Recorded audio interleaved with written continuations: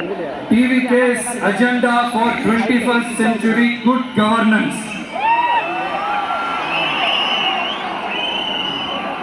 லஞ்சம் இல்லாமல் ஒவ்வொருவருக்கும் அரசின் நலத்திட்டம் போய் சேரும். அதற்கென தனியாக ஒவ்வொரு குடும்பத்திற்கு ஆதார் கார்டை போல ஒரு தமிழ்நாடு சிட்டிசன் பிரிவிலேஜ் கார்டு வழங்கப்படும். ஒவ்வொரு குடும்பத்தை பற்றிய அனைத்து தரவுகளும் அதில் இருக்கும். பிறப்பில் இருந்தே ஒவ்வொரு மனிதனுக்கும் அவனுக்கு உரிய திட்ட பலன்கள் போய் சேரும். விண்ணப்பிக்க தேவையில்லை, லஞ்சம் கொடுத்து வேதனை அடைய தேவையில்லை. வீட்டு வாசலுக்கு அரசாங்கத்தின் நலத்திட்டங்கள் வந்து சேரும். AI உதவியுடன் இதற்கான தரவுகள் சாத்தியமாக்கப்படும். ஏதோ ஸ்டாலின் சார் விடுற கதை மாதிரி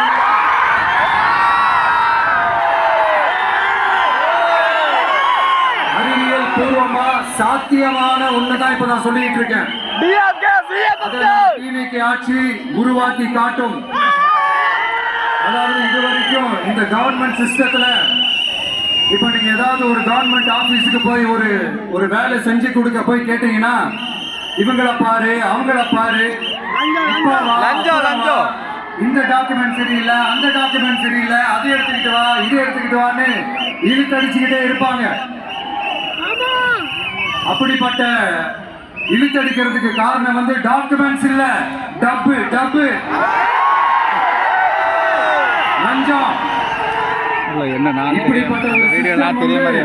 அதுக்கு பேர் குட் கவர்னன்ஸ் இல்ல, ஹராஸ்மெண்ட்.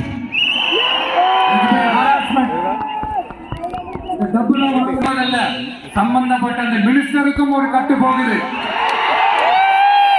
அதனால முதல்ல இத க்ளோஸ் பண்ணணும், இத முறியடிக்கணும்.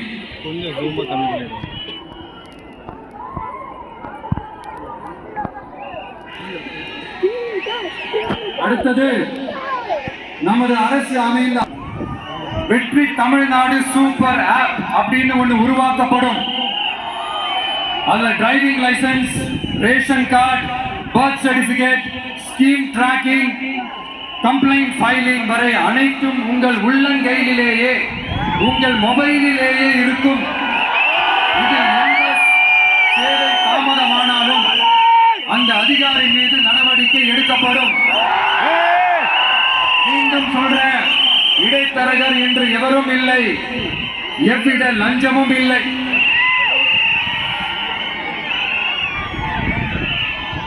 அடுத்தது Tamil Nadu real time governance dashboard for accountable governance. இன்று தமிழ்நாடு அரசின் பட்ஜெட் வெறும் ஆவணமாக மட்டுமே நமக்கு தெரியும். அதில் ஒவ்வொரு திட்டத்திற்காகவும் ஒதுக்கப்படும் நிதி எங்கே சென்று சேருகிறது, யாரை சென்று சேர்கிறது, அதை பத்தி எதுவுமே நமக்கு தெரியாது. அது ஒரு சிதம்பரம் ரகசியம் போல ஸ்டாலின் சார் ரகசியமாகவே இருக்கிறது. ஆனா நாம அதை மாற்றுவோம்.